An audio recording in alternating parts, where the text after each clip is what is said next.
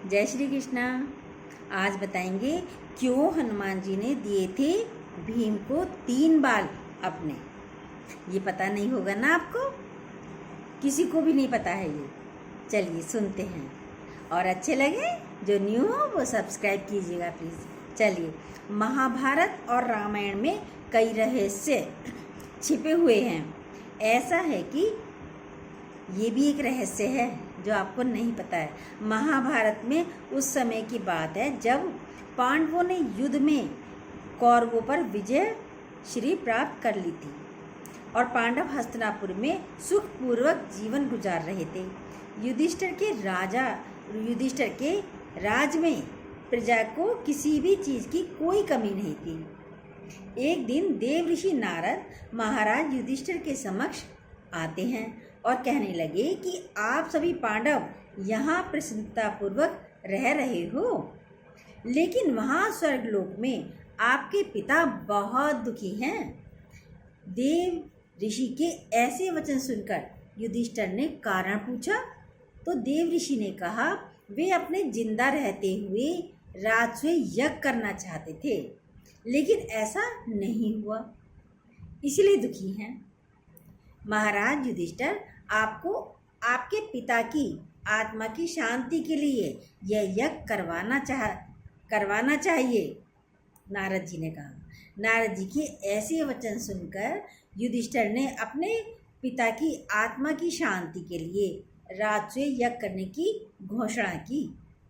इसके लिए उन्होंने नारद जी के परामर्श पर भगवान शिव के परम भक्त ऋषि पुरुष मृगा को आमंत्रित करने का फैसला लिया।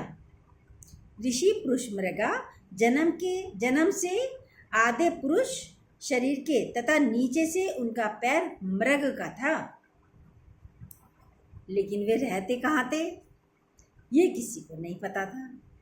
पर ऐसे में युधिष्ठिर ने उन्हें ढूंढकर आमंत्रित करने के लिए भीम को इसकी जिम्मेदारी सौंपी। भीम अपने बड़े भाई की आज्ञा का पालन करते हुए ऋषि पुरुष मृगा को खोजने के लिए निकल पड़ते हैं। खोजते खोजते वे घने जंगलों में पहुंच गए। जंगल में चलते वक्त भीम को मार्ग में हनुमान जी दिखाई दिए, जिन्होंने भीम के घमंड को चूर चूर कर दिया। ये कथा तो आप लोग वैसे जानते होंगे, मालूम होगी। भीम भी पवन पुत्र हैं, इस नाते हनुमान जी के भाई हुए। भीम ने लेटे हुए हनुमान जी को बंदर समझकर उनसे अपनी पूंछ हटाने के लिए कहा। तब बंदर ने चुनौती देते हुए कहा कि अगर वह उनकी पूंछ हटा सकता है तो हटा दे, लेकिन भीम उनकी पूंछ हिला भी नहीं पाए। तब जाकर उन्हें एहसास हुआ कि यह कोई साधारण बंदर नहीं है, यह बंदर और कोई नहीं हनुमान जी हैं। भीम ने ये जानकर हनुमान जी से क्षमा मांगी। भीम ने हनुमान जी को जंगल में भटकने का उद्देश्य बताया अपना। कुछ विचार करने के बाद हनुमान जी ने भीम को अपने शरीर के 3 बाल दिए और कहा कि संकट के समय में ये तुम्हारे काम आएंगे भीम। भीम ने हनुमान जी के वे 3 बाल अपने पास सुरक्षित रख लिए और चल पड़े। ऋषि मृगा को ढूंढने कुछ दूर जाने के बाद ही भीम को भगवान शिव के परम भक्त ऋषि पुरुष मृगा मिल गए, जो महादेव की स्तुति कर रहे थे। भीम ने उनके पास जाकर उन्हें प्रणाम किया तथा अपने आने का प्रयोजन बताया। इस पर ऋषि पुरुष मृगा भी उनके साथ चलने के लिए तैयार हो जाते हैं, लेकिन ऋषि पुरुष मृगा ने यह शर्त रखी कि तुम्हें मुझसे पहले हस्तिनापुर पहुंचना होगा, नहीं तो मैं तुम्हें खा जाऊंगा। भीम ने थोड़ी देर विचार करने के बाद ऋषि पुरुष मृगा की शर्त स्वीकार कर ली। शर्त स्वीकार करने के बाद वे अपनी पूरी शक्ति के साथ हस्तिनापुर की ओर दौड़ने लगे। बहुत दूर तक भागते भागते भीम ने जब पीछे की ओर मुड़कर देखते हैं जानने के लिए कि देखा कि ऋषि पुरुष मृगा कितनी पीछे रह गए हैं। तो उन्होंने पाया कि ऋषि तो बस उन्हें पकड़ने ही वाले हैं। यह देख भीम चौंक गए और घबरा गए और अपनी पूरी शक्ति के साथ शीघ्रता से भागने लगे। लेकिन हर बार पीछे देखने पर उन्हें ऋषि पुरुष मृगा उनके बिल्कुल पास नजर आते थे।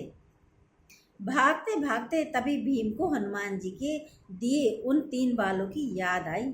हनुमान जी ने कहा था कि संकट काल में तुम्हारे काम आएंगे। भीम ने उनमें से एक बाल दौड़ते दौड़ते जमीन पर फेंक दिया। वह बाल जमीन पर गिरते ही लाखों शिवलिंग में परिवर्तित हो गया। भगवान शिव के परम भक्त होने के कारण ऋषि पुरुष मृगा मार्ग में आए प्रत्येक शिवलिंग को प्रणाम करते हुए आगे बढ़ने लगे। इसके चलते भीम को दूर तक पहुंचने का मौका मिल गया। कुंती पुत्र भीम लगातार भागते रहे और फिर जब भीम को लगा कि ऋषि अब फिर से पकड़ लेंगे तो उन्होंने फिर से एक बाल गिरा देते और वह बाल भी बहुत से शिवलिंग में परिवर्तित हो जाता था। इसी प्रकार से भीम ने 3 बार ऐसा किया। अंत में जब भीम हस्तिनापुर के द्वार में घुसने ही वाले थे कि ऋषि पुरुष मृगा उन्हें पकड़ने के लिए दौड़े और उन्हें पकड़ ही लिया था कि तभी भीम ने छलांग लगाई और उनका बस पैर ही द्वार के बाहर रह गया था। इस पर पुरुष मृगा ने उन्हें पकड़ते हुए खाना चाहा, लेकिन उसी दौरान भगवान श्री कृष्ण और युधिष्ठिर द्वार पर पहुंच गए।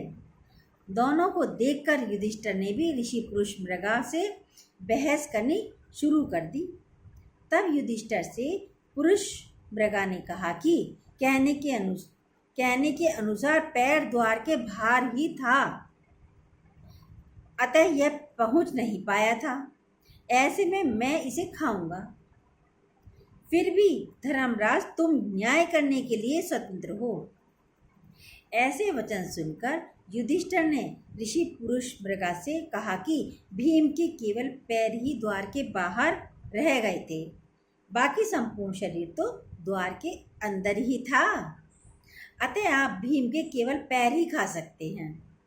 ऐसा सुनकर युधिष्ठिर के न्याय से ऋषि पुरुष मृगा प्रसन्न हो गए तथा उन्होंने भीम को जीवन दान दे दिया। इसके बाद ऋषि ने यज्ञ संपन्न करवाया और सबको आशीर्वाद भी दिया। जय श्री कृष्ण।